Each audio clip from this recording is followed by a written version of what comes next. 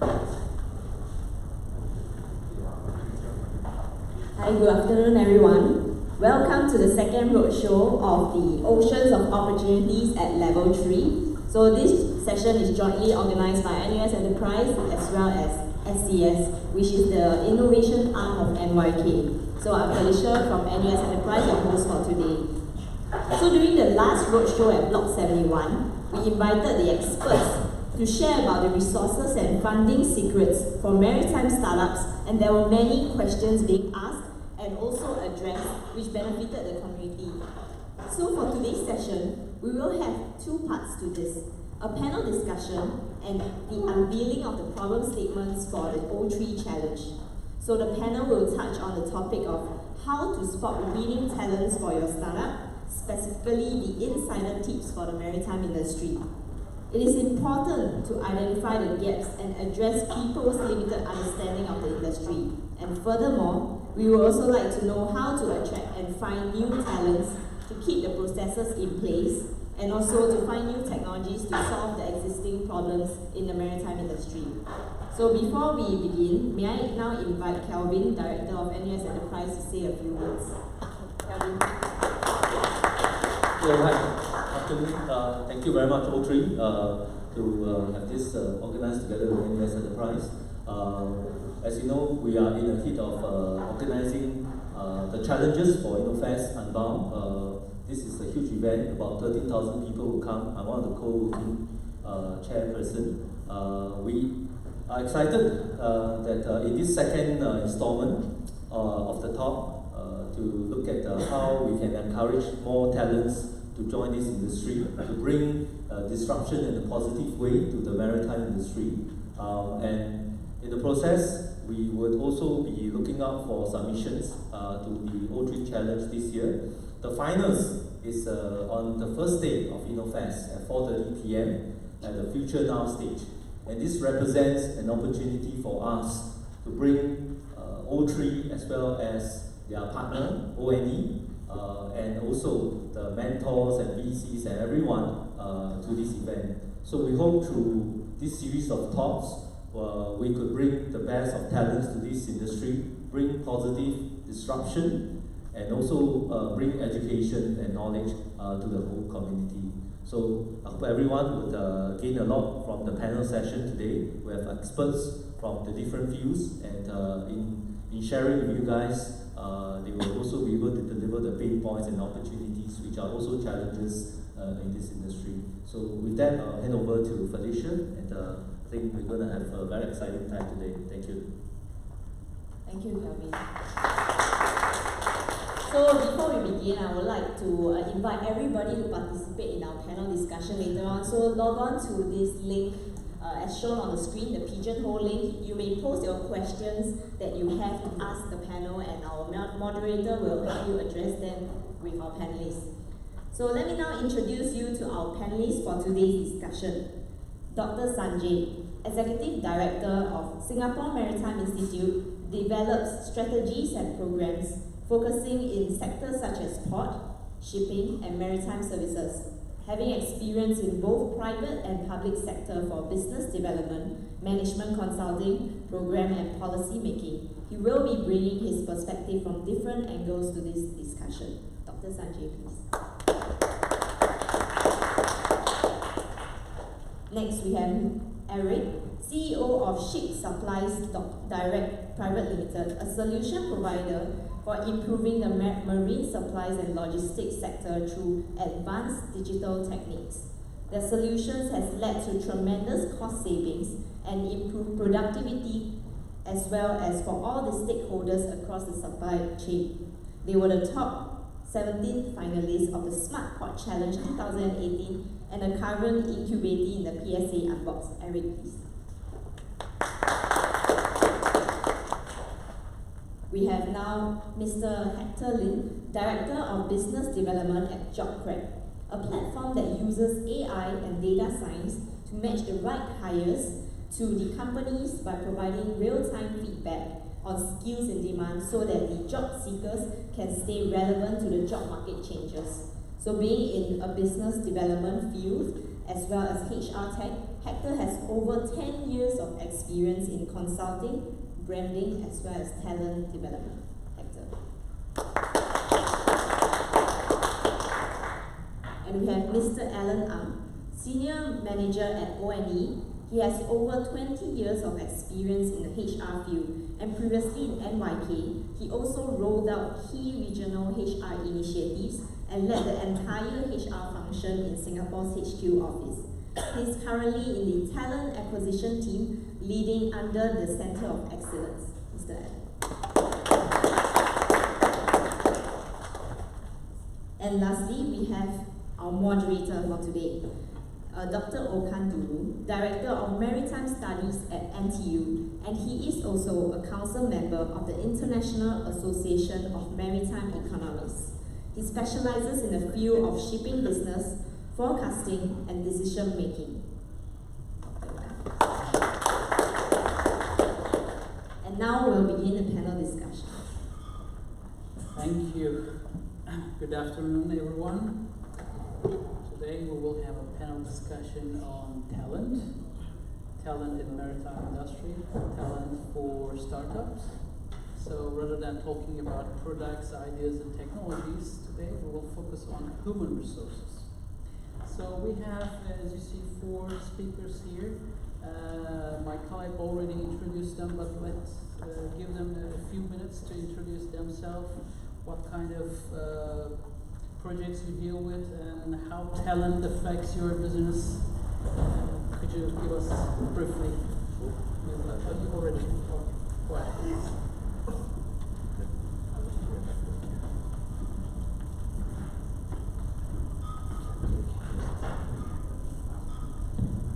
Hello, yes, can you hear me? Yeah. I'm Alan. I'm from the Ocean Network Express, O&E, and I'm currently the senior manager taking care of the talent acquisition.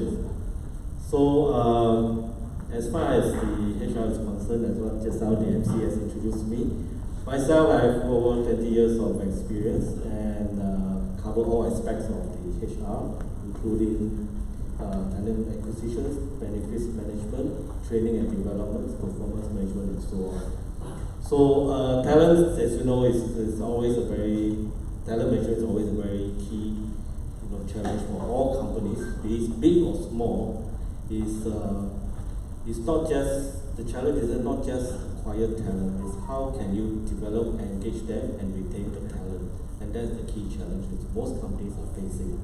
Right. So everybody can talk, how can you acquire talent? But that's only one part of the equation. The other side is how can you retain these people and develop and engage them, and how can they work beyond their so-called core or beyond their core duties, exceed their expectations. That is my definition of really the talent is all. Hector? Hi everyone, my name is Hector here. So briefly, I come from job prep. So we are a Singapore tech company. So what we did was that we built an AI to decode the relationship between jobs and skills. So currently our intelligence is used to power the national job portal, mycareersfuture.sg, as well as the other portal, myskillsfuture.sg.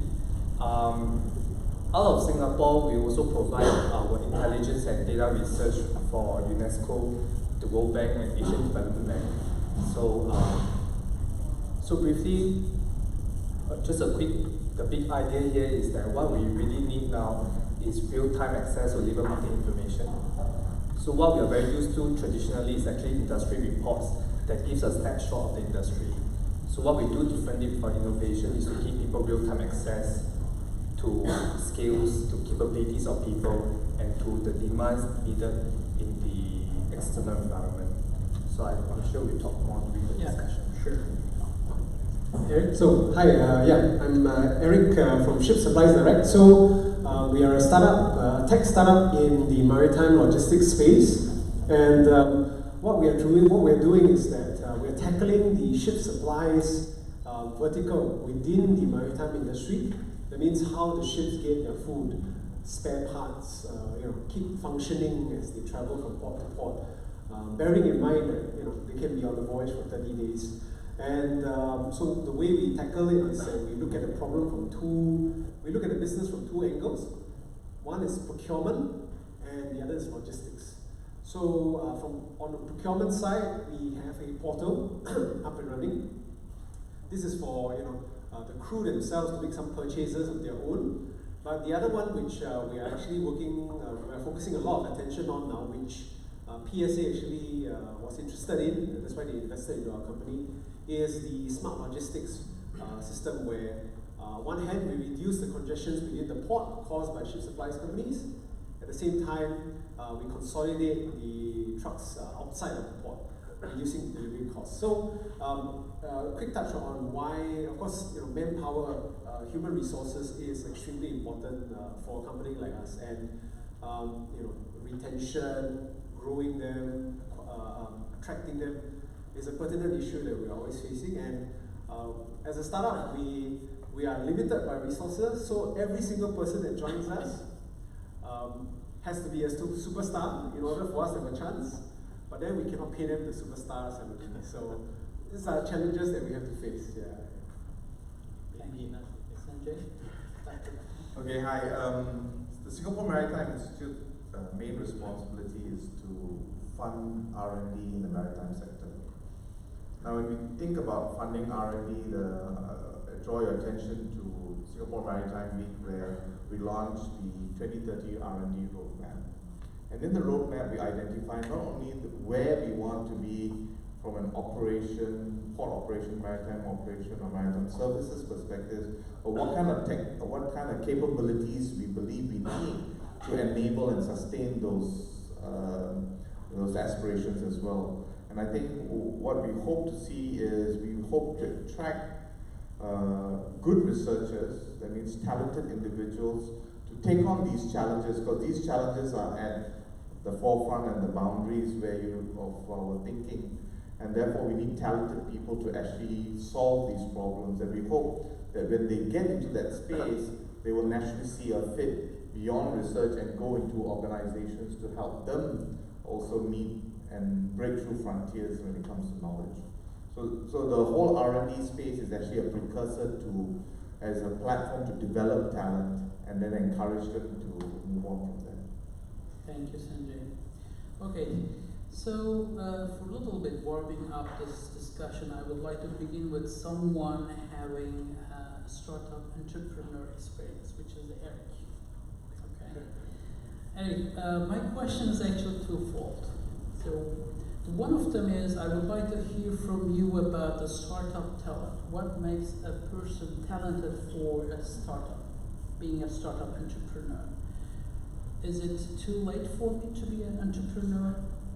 Is it nature or nurture? So could you a little bit elaborate on this? And the second thing is, how do you think about maritime industry talent? How do you think about the change? And I think we will also hear from Ellen about this, but let's have a little bit ideas from you. Yeah, sure. It's a good question. So I think the first question is it too late for you? No, absolutely you can. You should try to start a business today. Okay. Yeah. So I encourage everybody. We always need more entrepreneurs, right?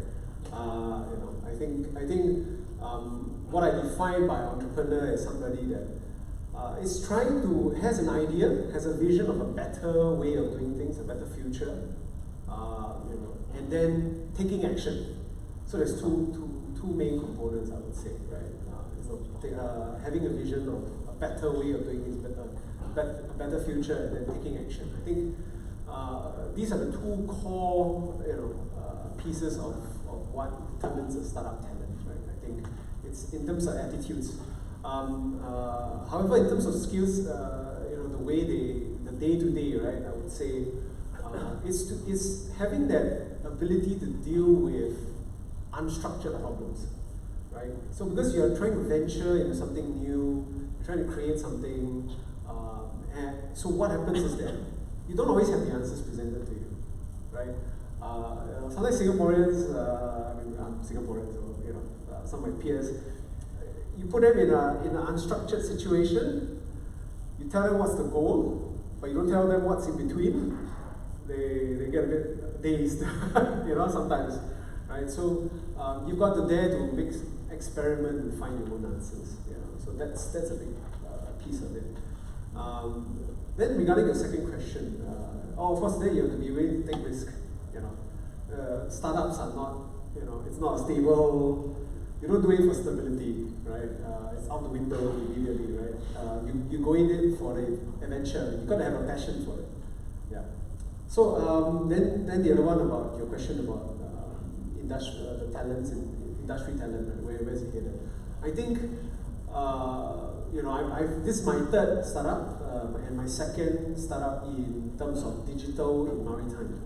Right? So I've spent about 10 years, close to 10 years in this industry, and what I realized about 3 to 4 years ago was that this industry is heading to the digital path, right? It's really more about the reasons for it is because how can you coordinate? We now have the capabilities to coordinate large-scale activities at relatively low cost. That's what digital essentially does: right? Coordination power, communications power, and you know. So that is where I think where the industry should develop in. That's where I think there's a bit of shortage in this area. And then having that imagination of how to take it from, how to merge industry with this digital technology. I think that's also another component. You know, how to envisage a different world where ships are connected. You know, autonomous. What? You know, I mean, it's not immediate for sure, but daring to imagine that and then how to turn that into reality. So that's my view. Thank you. Regarding this taking action and taking risk, I will return back to you. Okay. So let's continue with Alan. So he's a senior manager in human resources for one of the leading liner shipping companies. So I'm sure he has a long and a deep experience on the talent and finding the right talent. And as he mentioned, maybe he can share us some experiences on how to keep talent with the organization. Actually, I have one more question. Yeah. Also, you know, this Ocean Network Express is a combination of these container business department of 3 Japanese companies. So I assume there may be some, you know, although from same country, each company may have a different organizational culture. So how it goes? Do they really combine in the, you know, separate? So could you also a little bit comment on that? In fact, this is the so-called 1 year since the integrations of the 3 Japanese carrier, or we call it the 3 legacy Japanese company. And because it was established in April 2018, so now it's only 1 year. So your question is, how can the 3 companies come together as one? And in fact, yes, initially, obviously, there are some challenges in terms of the culture, the adaptations, in terms of the work processes, because all come from different practices. People tend to fall back to where they came from, and how can we come together as one and work and forge forward as one new company. So it's still work in progress. I'm not saying everything is already, you know, done deal with, but still a lot of work in progress. We have a lot of activities to besides work, a lot of activities to get the people to get together, to get to understand each other, cross department, cross division, and so on. So it's still work in progress. Yeah, and it's interesting. Although these are the 3 Japanese companies, it's still 1 year old, but then in terms of the history itself, each one has 100 years old of history. So we preach ourselves as a global company, but of course with a Japanese background in terms of the culture where it comes from. So our CEO is British, so national, and then we have more than 10 nationalities working at one location. And it's quite interesting, which is things all the way. And right, so back to the questions as how, from the HR perspective, how do we define talent? And in fact, I just want to share from a corporate perspective, where I come from, quite different from the startup. Well, our define of talent actually, we regard everyone as the talent, right? We treat everyone as talent. regardless where it comes from. And the question is, how can we develop and engage each individual, and so that they can work beyond their core duties, exceed expectations.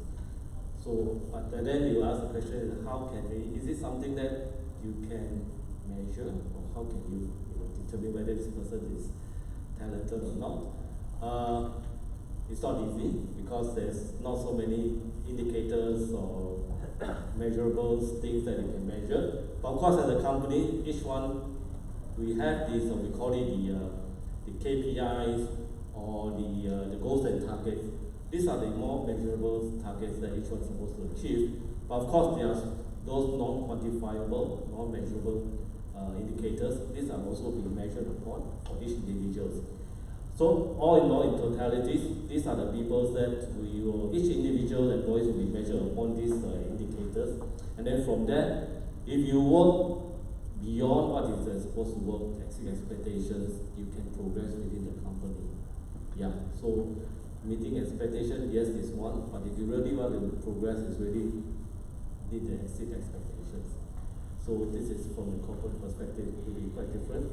But again, we also face a challenge in terms of recruiting, but perhaps for ours a little bit easier for us to market or advertise ourselves as one big company. As you know, Singaporeans typically, they want to have a more, perhaps not so risk-taking. They want to have a stable career and then come out from the university, join a global company, and then progress from there, which is a typical career path. But of course, we also face a challenge from attracting talent from other industry. I interview quite a lot of people. People say, oh, I would rather to go to the banking or finance industry, despite studying maritime studies, right? And then I also, some of them, they want to go to the logistics industry because the logistics tends to doing well compared to the maritime and shipping. So these are the challenges we face in attracting people from joining the maritime industry. So not many candidates come say, hey, I'm really interested in go to shipping, I'm interested in law. So these are some interests you need to cultivate, develop further. But this is slightly different, better from the startup, right?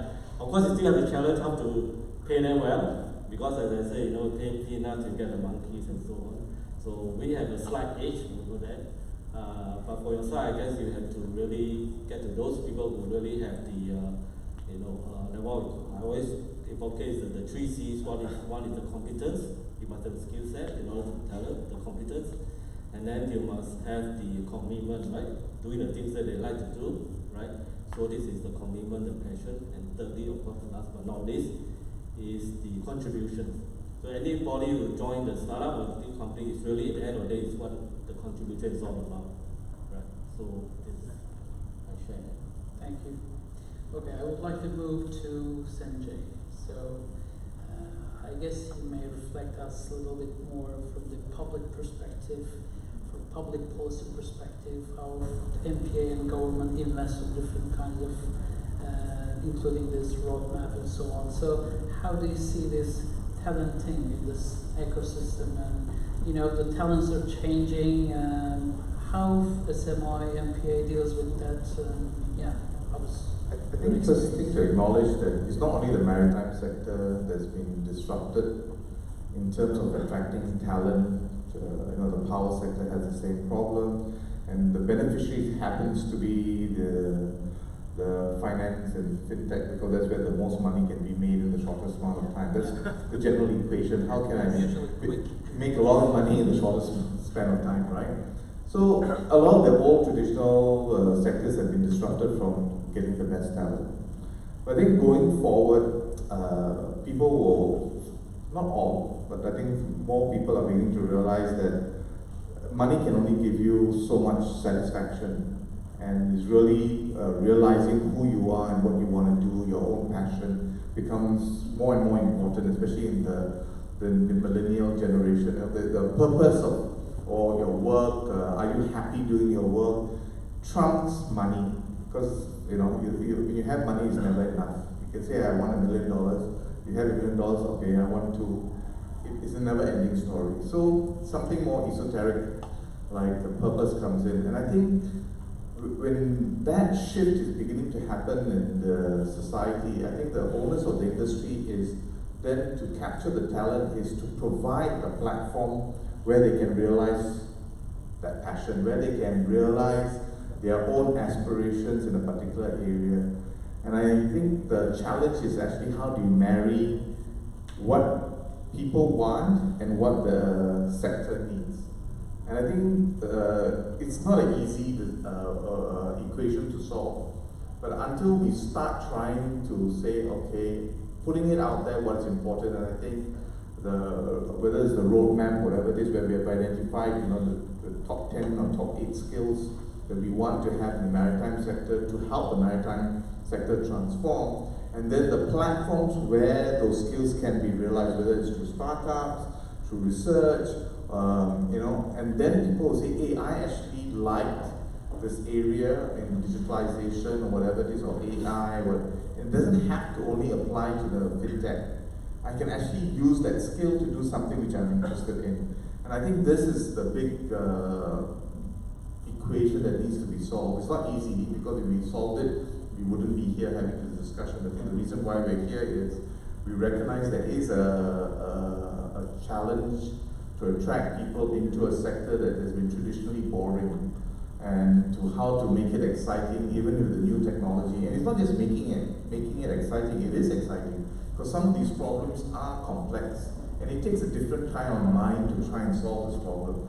So how do we put the challenge out there, make it known? And I think all these activities of creating, whether it's forums and competitions and hackathons and things like that, creates that vibrancy around this search for talent, and I think people will begin to plug into it. Thank you. Okay, can we move to Hector? So I see that the JobCred has some solution to this problem set. So could you give us a little bit of information how JobCred can help to organizations and people regarding this new talents and how to say planning your future? So when we talk about optimizing your human capital, what my company does for our SaaS solution, right, we actually kind of like put it in very simple terms, we solve two problems. Knowing where you are right now and knowing where you should be in the future. So when we talk about knowing where you are right now, right, it's actually one of the greatest challenges that we're facing right now. Before we talk about developing people right or hiring the right talents in the organization, we don't even know what skills we have in our organization. Isn't that 101? Before you talk about what you should go for, what kind of course should you take as an individual, right? You don't even know what skills you have. When you talk about you want to hire the right talent, you don't even know what skills you should be looking out for. So in the first part, what our system does is that it will profile and validate the skills of every single employee to give you a real-time dashboard of the skills capability within the organization. The whole idea here is to take away conventional methods of giving you a snapshot done by surveys, employee engagement surveys, interviews, and focus groups. Take that all the way. We are using AI to break down the skill capability of every single individual, give you real-time access to the DNA of the company in terms of skills. That's the first thing that we do, to let you know at real time where you are right now. So that is the same technology that we use to power myskillsfuture.sg. Now on the second part, where should the company be heading?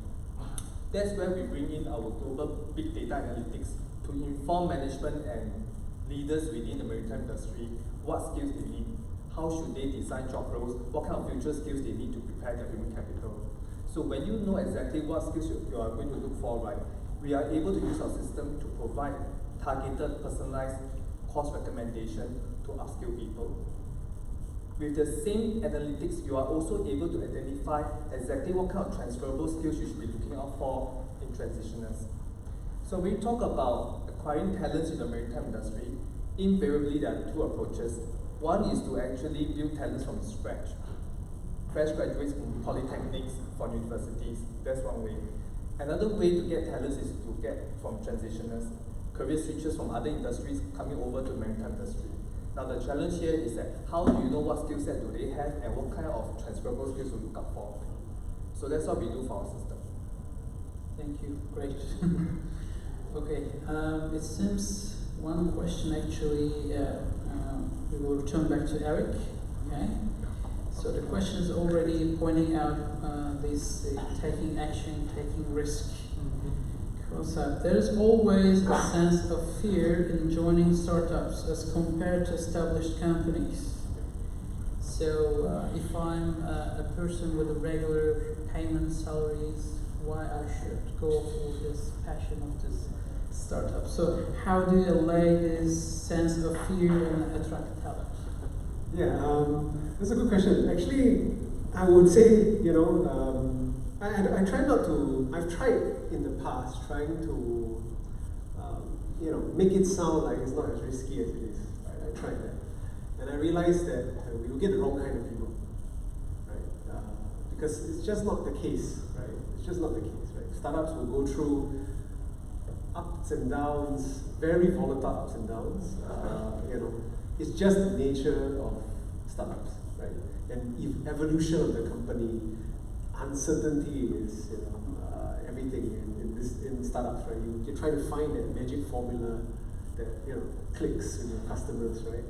Now I'm more, you know, I'll just say all the bad stuff up front, and then, you know, but I would say that, you know, I would sell on that adventure, I guess. I'll sell on that, you know, I'll share about the impact that we're here to do, right? So, you know, really it's about, I would say, a relationship between my, you know, the incoming talents and ourselves, right? It's not about, oh, you're just coming here to work with me and work for me and whatever. It's not. It's like, let's do this together. If you're in on it, if you're okay with all these uncertainties, all the downsides, then yeah, the upsides are there, right? So that is the, you know, that's where we come from. I don't really try to sugarcoat anything, you know. It's all that bad stuff up front. Are you sure? Are you sure? I ask a lot. Are you sure? A lot, right? And if they can tell me and they come back to me, looking forward to this opportunity, and feel like, oh, you're really solving a big problem, then okay, good. And that's when I know I have something that, something good that really fits, somebody that's really good and fits with our culture, you know, because it's just part and parcel. I know I'm not speaking for startups, but in the R&D space, believe you, we actually have a very similar problem. There are very few Singaporeans who come up to do R&D.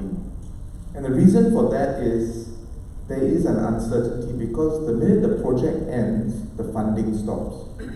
So it's very similar kind of uncertainty. So if you're Singaporean, you're thinking, okay, what happens after 3 years, the project ends, then I got no more income, how do I pay for the house that I put a down payment? So these are realities that people grapple with. So very similar to the startup, the whole uncertainty factor, and you want something certain. But at the end of the day, I tell you, if you ask that question, it means you're probably not ready to do startups.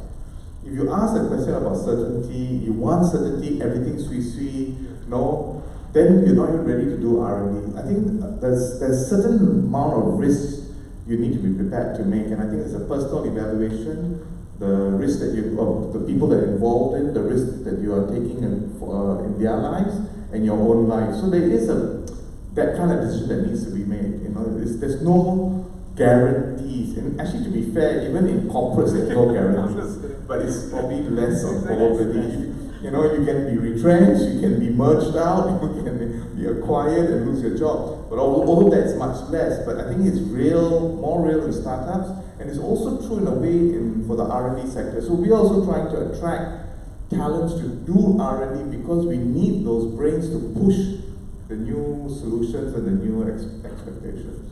Oh, maybe I can just add a little bit. Yeah, sure.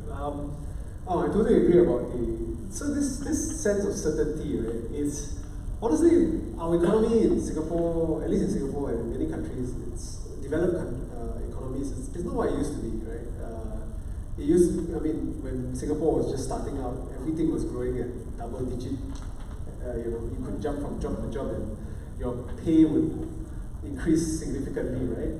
We are not at that level now. I mean, we are one of the highest GDP per capita, and we are plugged into the global economy And any volatility that's happening in the global economy, we will feel it immediately, right? And technology evolution is also at a different pace now compared to in the past. So, you look at taxi companies and you look at so many companies that were so-called banners of, or so-called like the giants of the industries. How many of them were, are now not where it used to be, right? So there's fear and there's risk, right? Risk can be quantified to some extent. I think it's a matter of visibility. So people are looking for visibility. An established company, whether it's real or artificial, gives you a sort of visibility. So we're always searching for visibility. A finance manager looks for cash flow visibility.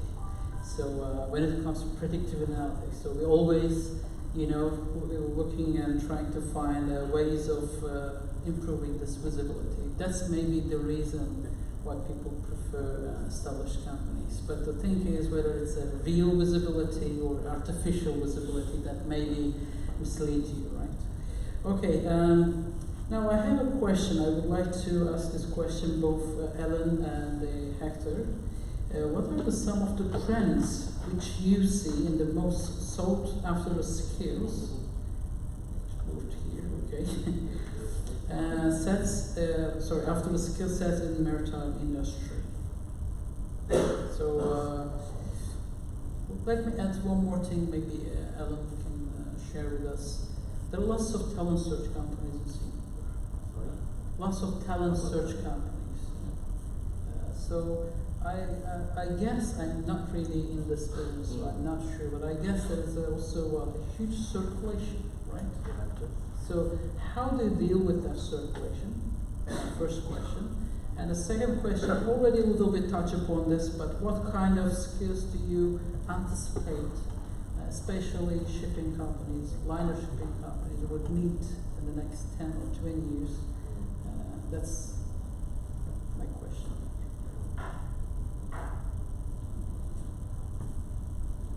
Well, of course, for O&D per se, when we integrate quite a lot of our employees sort of crossover to the new company. So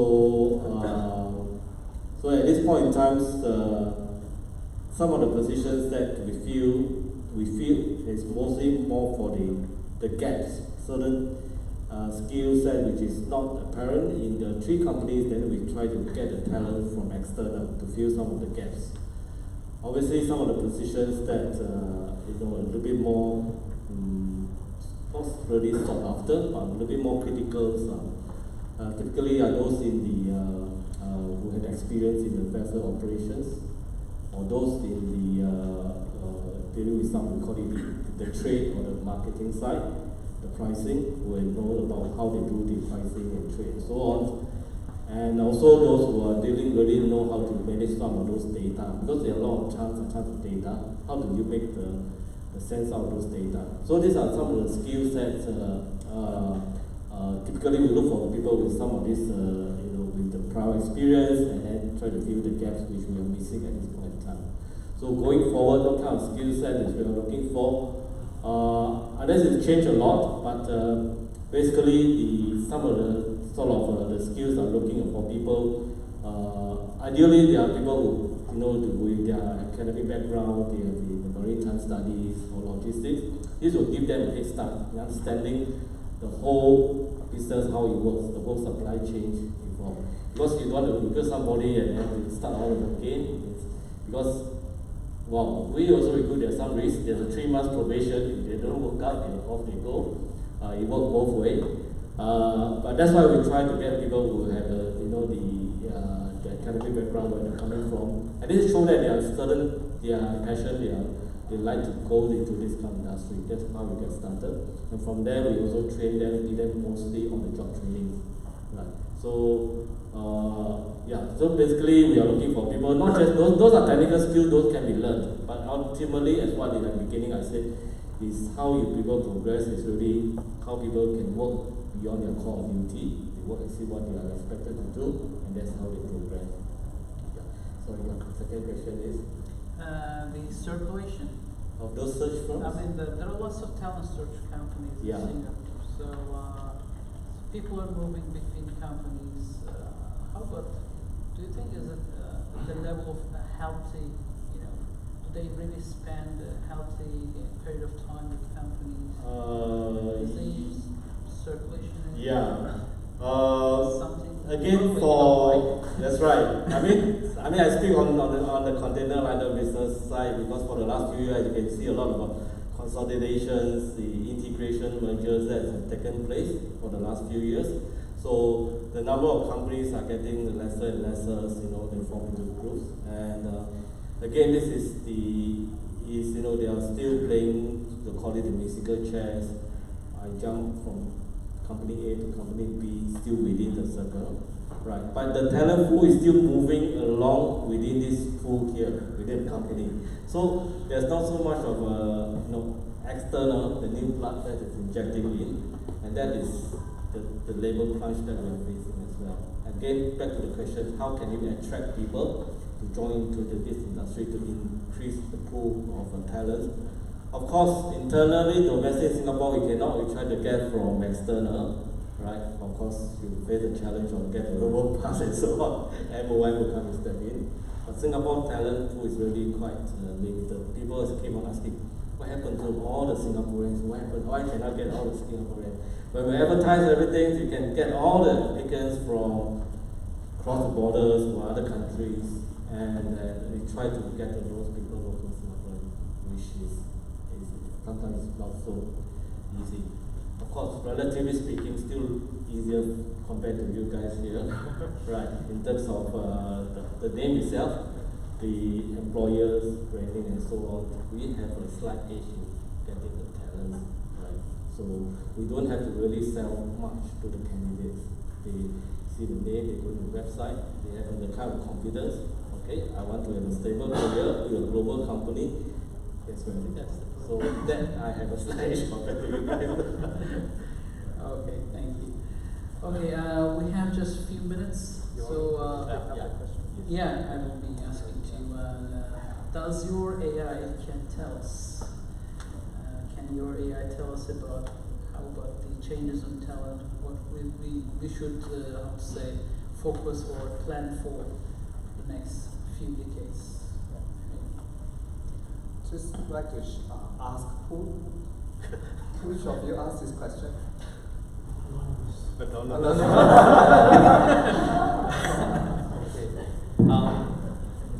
So we can actually look at this question in two perspectives. What skills are needed for the man on the street or from the enterprise point of view?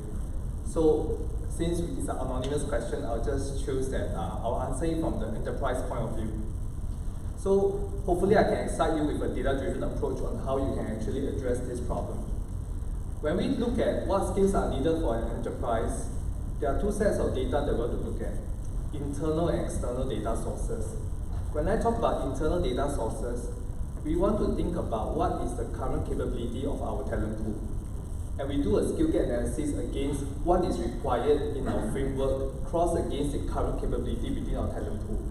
So many times, enterprises has been recruiting people using their own conventional methods, and you always see that there's always a surplus of a lot of redundant skills because you keep on recruiting it always. And for certain skills, you have a plenty. But for certain skills, you find that you are sorely lacking and you find it very painful. It is almost a structural weakness within your organization. We identify all these surpluses, we identify all these structural weaknesses in your human capital. So that's what we mean by internal data. Finding out what skills is so important, so rare, so few inside organization that you should be putting your attention on in your recruitment and your people development. That's internal data source.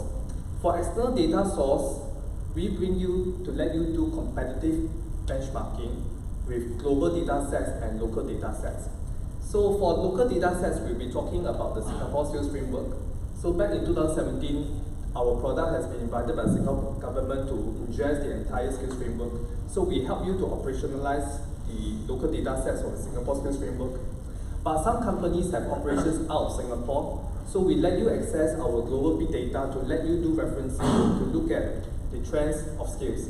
So back to your question here, what we do here is that we use big data and AI to understand skill trends in industries and predict from there what might be important for the maritime industry. We use that insights to inform leaders on how they should train people, on how they should hire people.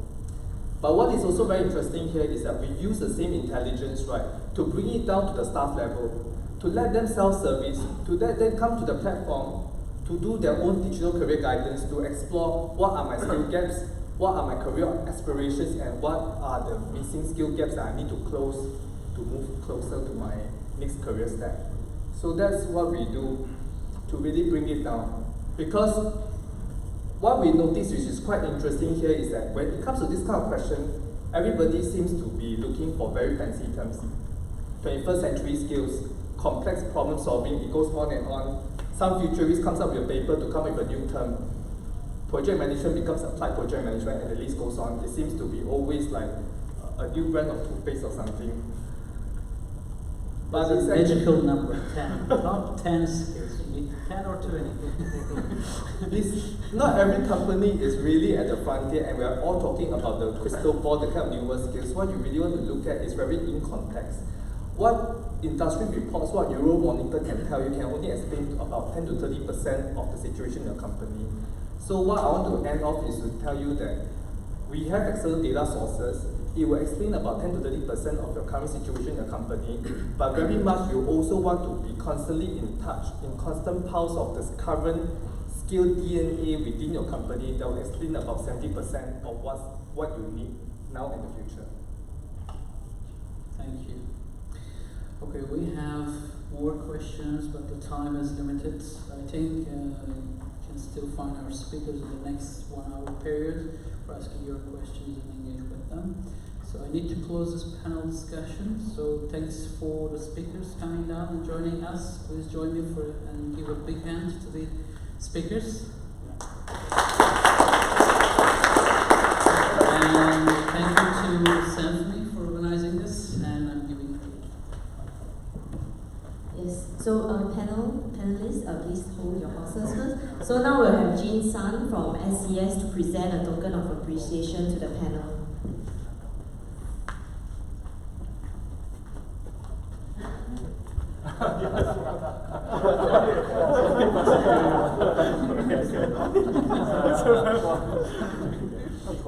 Thank you very much. Thanks.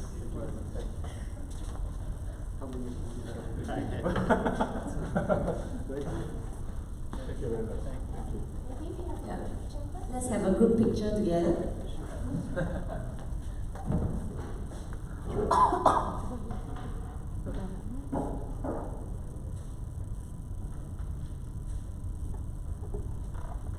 Thank you.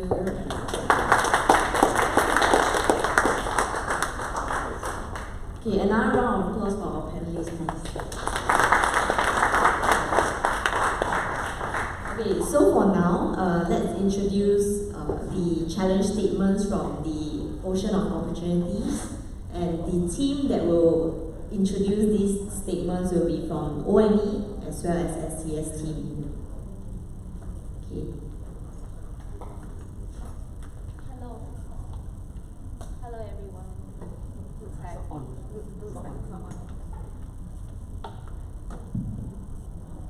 Yeah, hello. Okay, so I'm Kay. I'm part of the SCS team, and I'm going to be sharing with you about our O3 challenge.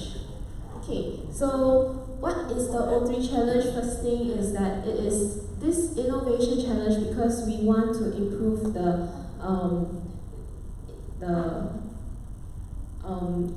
maritime industry. So we work together with Ocean Network Express and also with NUS Enterprise to bring you this challenge, whereby we have different problem statements that will address the actual pain points that are faced by our partners in ONE.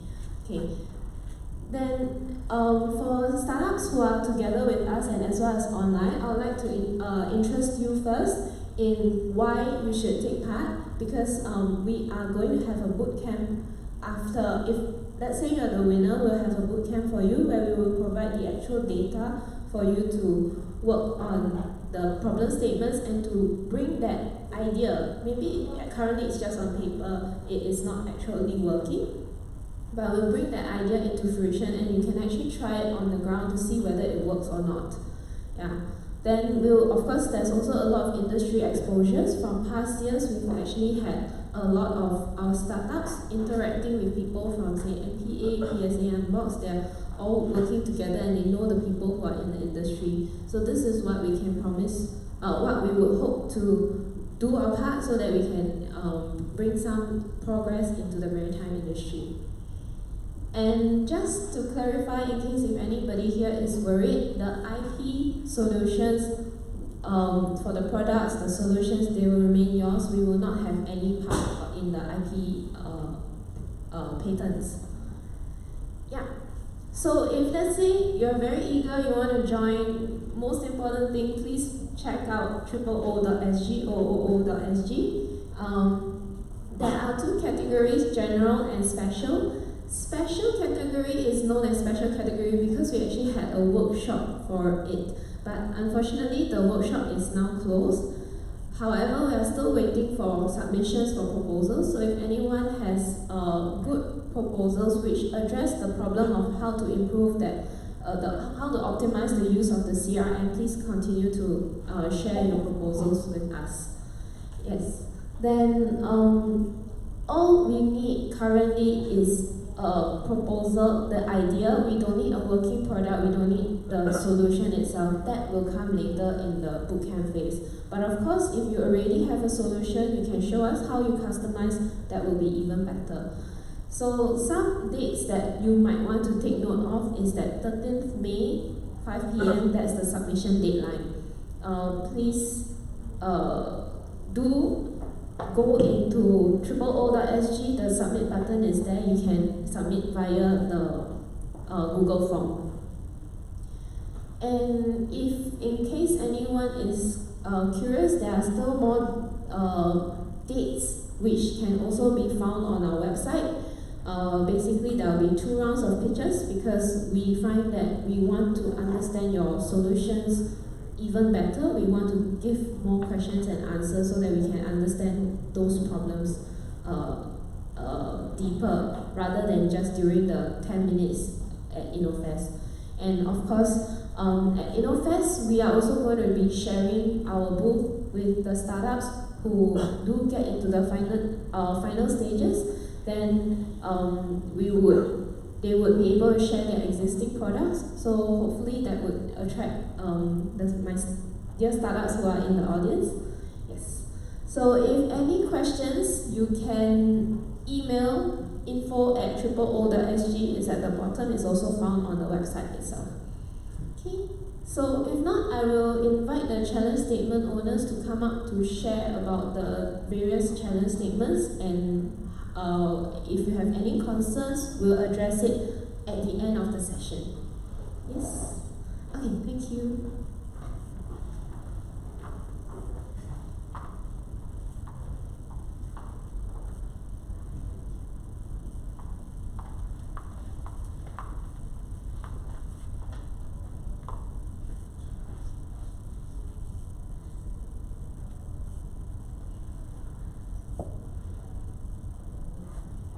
Hi, hi, I'm Mio from ONE, Global Business, Global Vessel Operations. I'm doing the process improvement, business process improvement and the system implementation for operations area. I have 2 statements from me. First one is container tracking and the real-time conditions monitoring. So we already have many solutions for it, but our problem is issue is that each device is not so cheap, and then reliability of the sensor is need to improvement. So So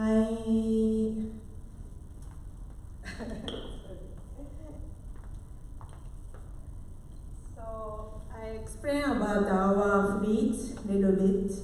So already showing operating container number is 1 million. And then container types, we have many type of containers. Dry container, reefer container having the reefer components, and then open top and then flat rack, many type of container type we have. And then maybe you don't know about this, but the container showing like this, showing ONE, but the status, we have two status. One is a lease container, another one is own container. So if we ended the lease agreement, we need to return to the lease company this ONE container.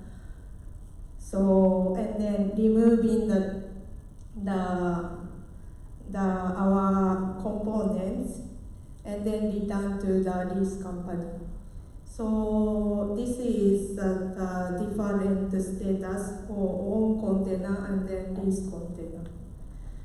And then now we are calling that over 300 spots, including the many countries. So each country has some area is where good internet connection, but some area doesn't have the good internet connection.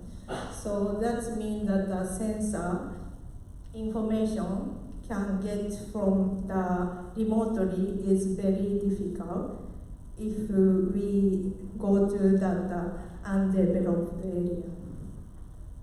And then, yes, so also that we have the over 300 port calling. So, and then also the customer is inland location also. So many inland location we need to control as well. So very difficult to pick up the container movement. So this is a cycle, and then I want to focus the terminal getting and then loading, discharging vessel, and then terminal gate up. This area is well controlled by the terminal operator and then ourselves, easily to get the information. But after get out and then go to the customer's location, factory or customer's deliver place, very difficult to get the information. So our pain point is, of course, we need to reduce the human intervention. Also, maybe interesting is the second point is once we lost the movement, very difficult to find out again. That is a point we need to stress. And challenges, yes. So the new things is that not only the container, so sometimes reefer container having that expense components. So if we store the components, we couldn't use as a reefer container. So that is also the important for us, not only the container itself. Inside components is required to track. Yeah, so last one is important for us. Current solution provided is not so economical, costly. So we want to have the more cheaper solution. Okay, so next one is auto digitalization of contract and then other documents. We have many documents handling. So this is for example. So one thing is vessel blueprint. Vessel blueprint including the vessel measurement, weight, many information including, but this one is just a figure. So we need to digitalize each measurement. And then service contract. So as I said that we call in the over 300 ports. That means that we have over 300 contract with terminal operators. So many documents we have. So this is a cycle. So easy, but filing signed contract and then get the information from the contract is very time consuming, and then also that accuracy is important for us. This is the area of the concern. So this is a case for the terminal contract. So main problem is that non-standardized content format. And so each clause is differently is showing. And then the same context using a different wording. That's why we can read the OCR. Difficult to structure, change to the structured data. And then language issue. So some terminal main contract is local language. We need to translate to English. So this is a component we want to extract from the port agreement. And then final goal to see that the structural data, even though the contract itself showing differently. That's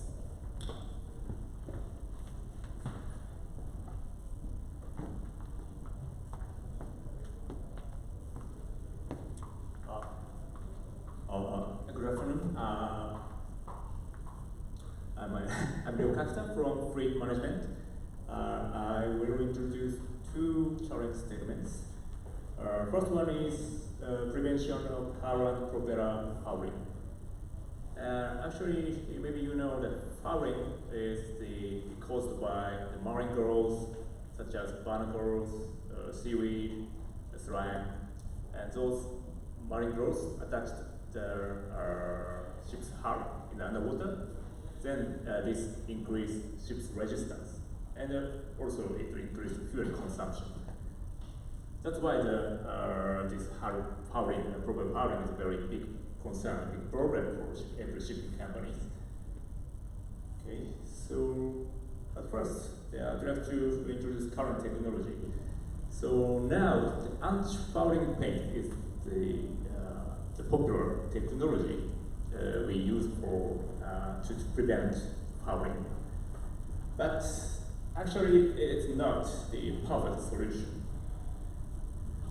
So I would like to touch on how anti-fouling paint works. Almost all the anti-fouling paint is so-called self-polishing types. The self-polishing types paint is gradually reducing itself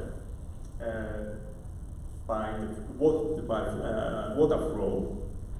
Then when the paint is reducing, it also releases the biocide from the paint. Then that's why this prevents the fouling. And if the paint is completely lost, then the anti-fouling function also lost completely as well. But anyway, the important thing is it requires all the water flow to prevent make the fouling function effective. But you know, vessels are required to stop because the vessel has to load and discharge cargo, you know, and also sometimes required to wait before passing or slow speeding. And those situations, due to those situations, biocide release sometimes stopped. Then it increased the risk of fouling. That's the situation. Then the result is something like this. The left side photo shows the very bad fouling situation. And once vessel has fouled, what we can do is very limited. One option is just waiting for next dry dock, but it's not a good idea because the fuel consumption is very high. Right? And another option is cleaning. The right side photo shows the underwater cleaning situation, but cleaning is not perfect solution because once barnacles or such kind of the marine growth are attached, it's not easy to remove by soft brushing. So we have to use the very hard brushing or scrapers to remove those barnacles, and it also causes damage on coating. Then it increases the risk of fouling again. So cleaning is one of the solutions, but still not, how to say, the solution. Yeah. So anyway, the important thing is how we can minimize the risk of fouling. So this is a very, how to say, the key question for this problem statement. And other three are related questions. So is there any new type of anti-fouling technology except for paint? And also, how can we monitor the remaining paint? Because you know, all the paint is lost. It means very dangerous situation for the fouling. And also, are we able to know the fouling risk before deciding drifting or anchoring area? Actually, basically, when the seawater temperature is high, it means the marine growth is more active. Then it increases the fouling risk. But if we could know which area is more risky, then we can avoid such area when selecting first. So anyway, these are the trend statements related to the preventing hard fouling. So next one is digitalization in ship inspection. So ship inspection is it's kind of an audit for vessel. Actually, many shipping companies do similar auditing system. And now only is operating more than 200 fleets, 200 vessels, and those are chartered from 3 legacy companies or other vessel owners. And these vessels are, I say, owned by various owners, managed by very different policies. So for the one of the challenge for us is how to make these various vessels to comply with our standard, our quality standard. That's one challenge for us. And to keep our fleet the quality very high, we are doing ship inspection. So actually, I would like to explain what is a ship inspection for now. Usually, the experienced ship master, captain, and engineer visit vessels, and by using the tablet system. We have one application. It's kind of a checklist system. Then they check if they comply, the vessel comply with our standard or not by using this system. And then the result of the evaluation is shared among vessel owners or ship managers. And if there's any problem, well, we ask them some corrective action. This is how we do a ship inspection and how we increase our vessel quality. So, and during the ship inspection, the ship inspector took many photos. Actually, the photos resolution is more high, but at this moment it's not high. But anyway, during the inspection, usually more than 200 photos are taken, sometimes 300, 400. And some of the photos, only 10 or 20 of the photos are selected and attached to the record, ship inspection record finally. But other 200, 250 photos are just stored in database. And we do not fully utilize those data at this point. So that's one of the things we want to improve.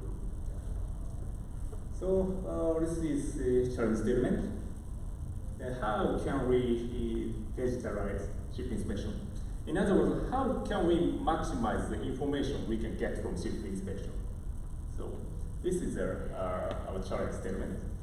So, and the related question is, how can we manage our large amount of photos for future use? Or are we able to extract any useful information from the photos? Maybe we miss some symptoms of future trouble. I'm not sure, but maybe we can extract something from the photos. And also, not only photos, maybe there's more, possible unstructured data we can get from ship inspection, because we want to maximize what we can get from ship inspection. So, if there's any good idea, we are very welcome. So, thank you very much.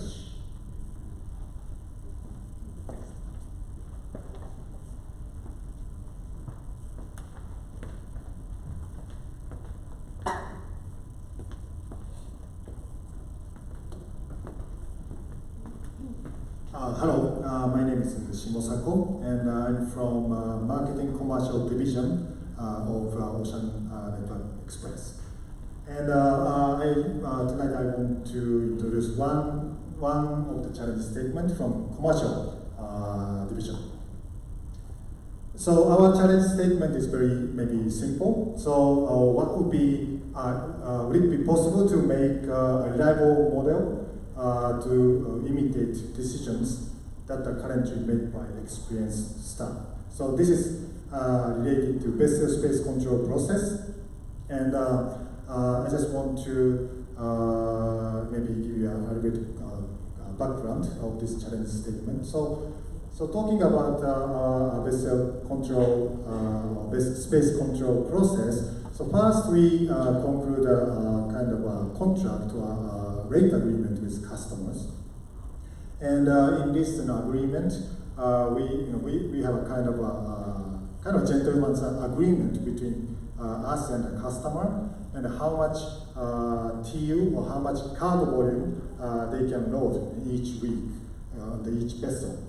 But the problem is, pain point is, not always customer deliver equal or even amount of cargo volume to our vessel in each week. So customers' cargo volume is always different, and we have a different customer mix in each vessel. So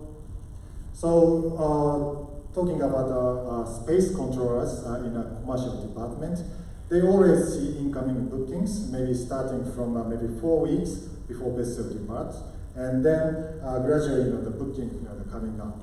And so sometimes customers' volume is very high or low in terms of past performance, So they always make a kind of prediction or forecasting each customer will book on each vessel. So yeah, talking about this process, it's really labor intensive, and also this is really a kind of a competency of each carriers to make a good performance in each vessel. So at the moment, we don't have any AI approach or machine learning approach in this area, but thinking about all the data we have now, we think we can apply some kind of a machine learning approach, because we in our system we can keep all the kind of a surrounding data at the time of decision making. Talking about, for example, so we have lots of different factors each cargo. So talking about the customer segment, and also cargo weight, and also the market trend and seasonality of the cargo. So in each booking we have related information. So and each factor can affect the car, if this cargo is really showing up or not. So it's really similar to maybe airline industry or any other related the e-commerce type of product. So with all things considered, we think maybe from the second year of OME operation, we want to consider some kind of a systematic approach for this decision-making process. So that's our challenge statement. Again, at this moment, we are doing this kind of booking acceptance decision-making process, mostly manually. So we don't have any automated approach. So talking about the data set to apply machine learning, we are now preparing for this type of data set. So this is still very high level and a draft status, but talking about the data itself. So we have each booking number. This is a historical data, and this is the end.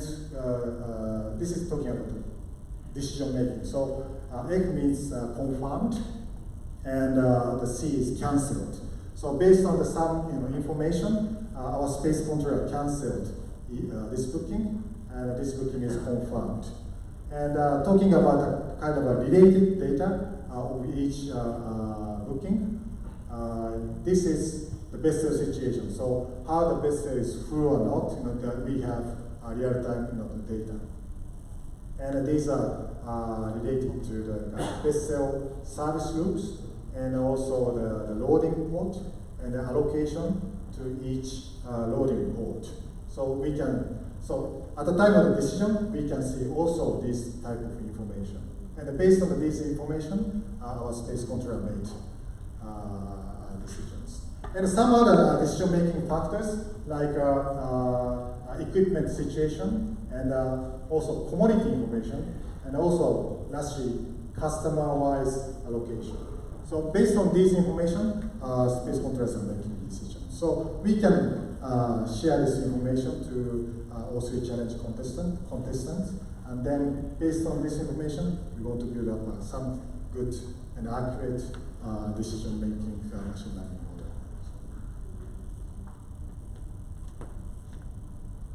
Okay, so I noticed that the time is, we are running short on time, so we do have dinner which is served outside, so please look forward to dinner. If anything that you are not clear of, please email info@ooo.sg. I will reply you either with the slides or with your questions. Questions which are posted on Pigeonhole, we will be addressing them via our Facebook. Yeah. So before we finish, can I have Ms. Tsurumi-san to come up and say a quick closing?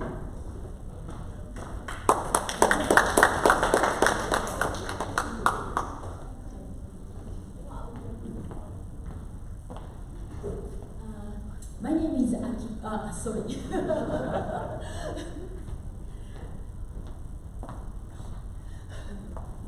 My name is Akiko Tsurumi. I was just assigned Managing Director of Symphony Creative Solutions, and I'm quite new in a startup world, but I am excited to have a chance to work with a startup.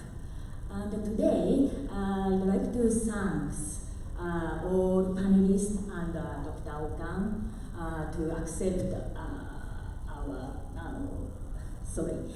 to accept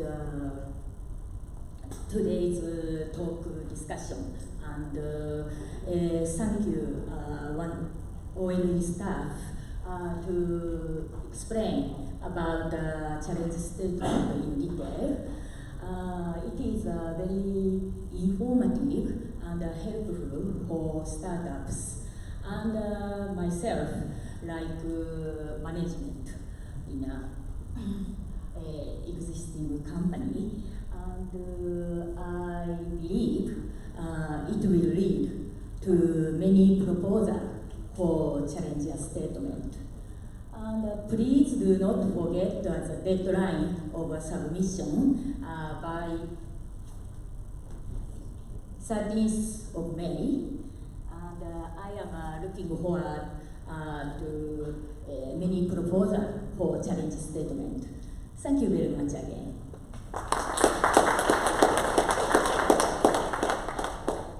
Thank you, Tsurumi-san. So dinner will be served outside. If you have any questions, you can get your dinner and then bring them in and check out with the challenge statement owners themselves. Thank you very much for being here today. Thank you.